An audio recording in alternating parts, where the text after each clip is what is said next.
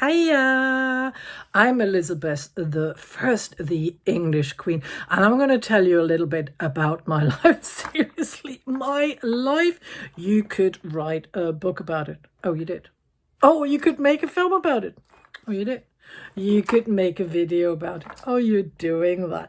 Well, you might wonder why I have such horrible teeth. Well, I had a really, really, really big sweet tooth, and I was the Queen of England, so I could afford all the sugar that I wanted. Not a good idea when neither dentist toothbrushes or toothpaste was invented. Now, if you're wondering, while most of the portraits of these days were with their mouths closed and they don't smile, that's why.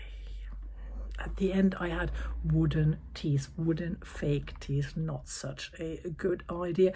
Now, my life was very, very, very interesting. It was a roller coaster. My first big mistake was being born as a girl. Big disappointment. Now, my daddy, where is he? Oh, my daddy had married my mummy, Anne Boleyn, after he got divorced from his wife Catherine, and Anne had promised him a boy. So massive disappointment. But Anne got pregnant again. She was still very young, so not all was lost. However, things got really bad.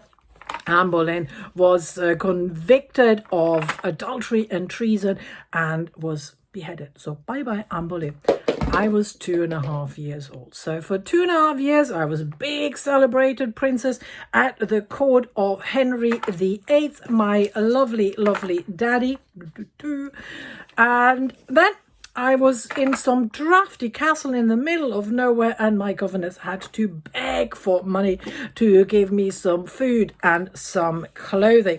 Now, things didn't really improve greatly when my father died, because then we were living with his widow, Catherine Parr, and her horrible husband, Thomas Seymour, who most certainly actually abused me, which was a very traumatic experience and might explain a few of my behaviors in later life. Now, after the death of my father, my brother was in charge. He was very young. He was quite fond of me, also, he said, but then he excluded me from the succession, which I had been reinstated earlier. Little stinker got Jane Grey on the throne instead of my half-sister Mary.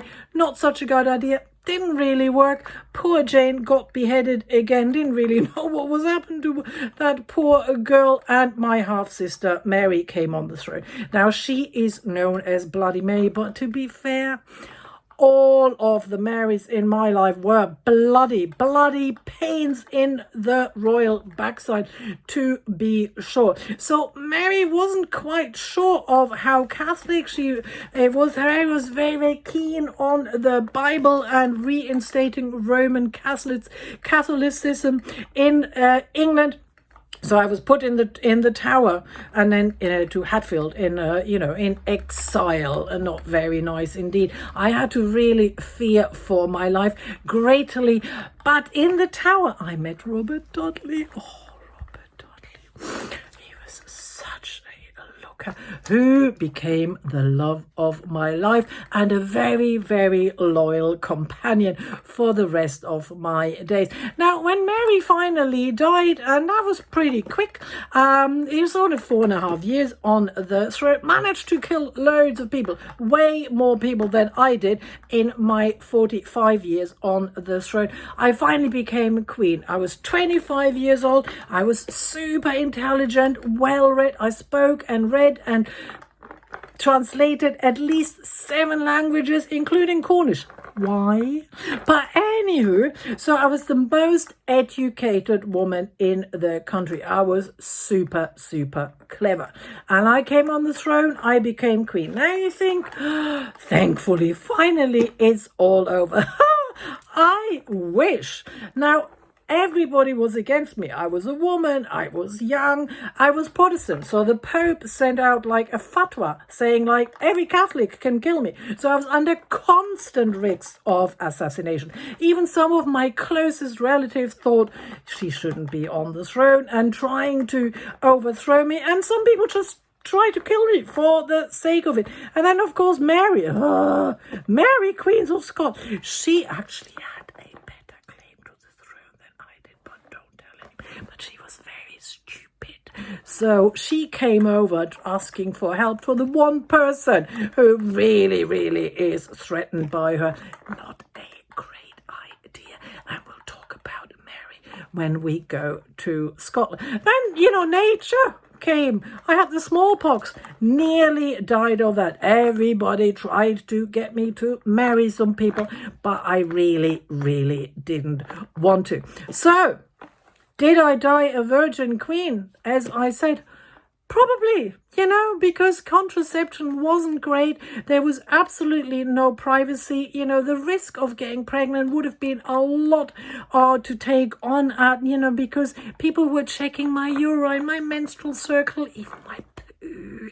So it was impossible to hide a pregnancy, an abortion, or a miscarriage. So unfortunately for poor Elizabeth, she might have never, ever, ever experienced sex. I do feel quite sorry for her. But other than that, she was the wise, or maybe because of that, she was the wisest woman ever that we had on our throne. She started doing really, really great things. She was introducing the poverty law, so she was like making sure people, didn't die of starvation in her kingdom, and various other things. And of course, she defeated the Armada in 1588 because she was a woman, but she had the heart and the stomach of an English king. And I'm, after lockdown, having the stomach of Henry VIII, the English king, myself.